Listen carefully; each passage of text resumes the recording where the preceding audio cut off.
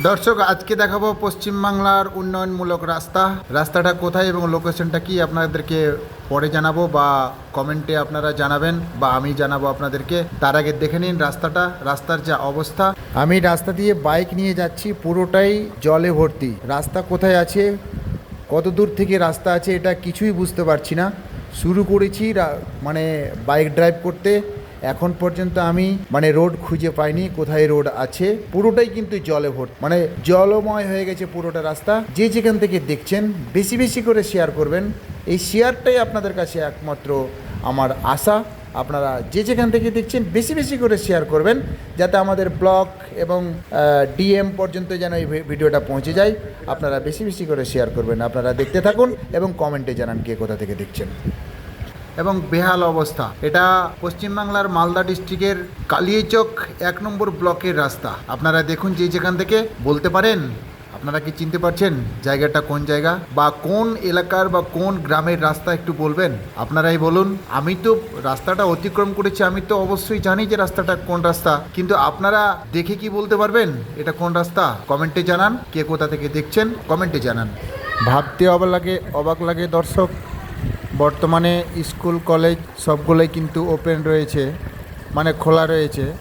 বাচ্চারা যারা স্কুলে যাবে বা কলেজে যাবে, তাদের যদি সামনে এরকম ধরনের রাস্তা আসে বা তারা যদি এরকম ধরনের রাস্তাতে তাদেরকে যদি যেতে হয় স্কুল বা কলেজ,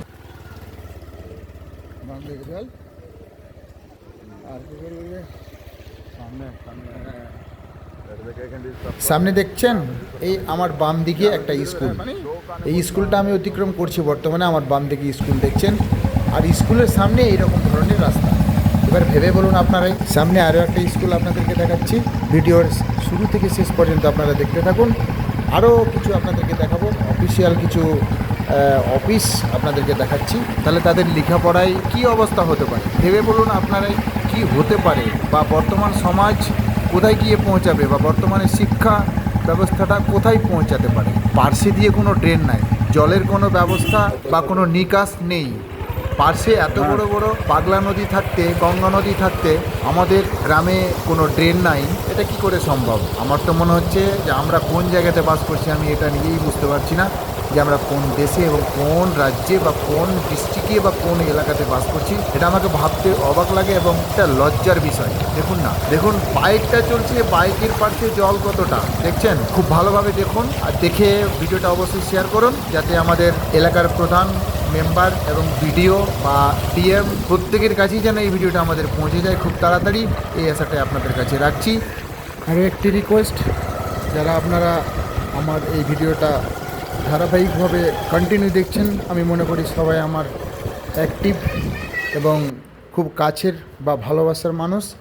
সবার জন্য আমার আন্তরিক শুভেচ্ছা রইল। সবাই বেশি বেশি করে শেয়ার করবেন এবং ভিডিওটা শেষ পর্যন্ত দেখার আমন্ত্রণ রইল আপনাদের। আপনারা দেখুন। ভিডিওর শেষের দিকে দেখাবো আপনাদেরকে, এক্ষুনি কিছুক্ষণের মধ্যেই একটা স্কুল ভ্যান যাবে, আপনারা দেখতে থাকুন। এই সামনে আমাদেরকে ওভারটেক করছে একটা স্কুল ভ্যান, আপনারা দেখছেন। এই যে দেখুন, এটা হচ্ছে স্কুল ভ্যান, চলে গেল আমাদের সামনে দিয়ে। দেখুন, এই রকম ধরনের যাদের বা যে গার্জেনের ক্ষমতা আছে ভ্যানে করে পাঠাবে, তাদের বাচ্চা একমাত্র লেখাপড়া করবে। আর যার ছেলেদেরকে পায়ে হেঁটে যেতে হবে স্কুল, তারা কি বসে থাকবে বাড়িতে এই বর্ষার দিনে বা এই বৃষ্টিতে বা এই রকম জঘন্য রাস্তাতে? আপনারা এই বিবেক বিবেচনা করে কমেন্টে জানাবেন দর্শক। পরবর্তী ভিডিওতে আবার দেখা হবে, সবাই ভালো থাকবেন। এবং আরও একটি কথা, যারা আমার এই পোস্টটা দেখে যারা প্রথম শেয়ার করবে বা প্রথম যারা কমেন্টে লিখবে এই এলাকাটার নাম, তাদের জন্য আমার তরফ থেকে একটা সারপ্রাইজ অবশ্যই আছে, আমি তাদেরকে সারপ্রাইজ দিব। এবং ভিডিওটা ভালো লাগলে অবশ্যই শেয়ার করেন, বেশি বেশি করে শেয়ার করেন, যাতে রাস্তাগুলোর অবস্থা এবং বেহাল অবস্থা যেমনভাবে আছে, তো রাস্তাগুলো যেন খুব তাড়াতাড়ি মেরামতের ব্যবস্থা বা যেন নতুন করে রাস্তার এই আশাটাই রাখছি। এবং এই ভিডিওটা যেন আমাদের মুখ্যমন্ত্রী মমতাদির কাছে পর্যন্ত যেন পৌঁছে যায়, সেই আশাটাই দর্শক আপনাদের কাছে রাখছি। ভালো লাগলে অবশ্যই শেয়ার করবেন এবং লাস্টে একটি রিকোয়েস্ট, সাবস্ক্রাইব করতে ভুলবেন না কিন্তু।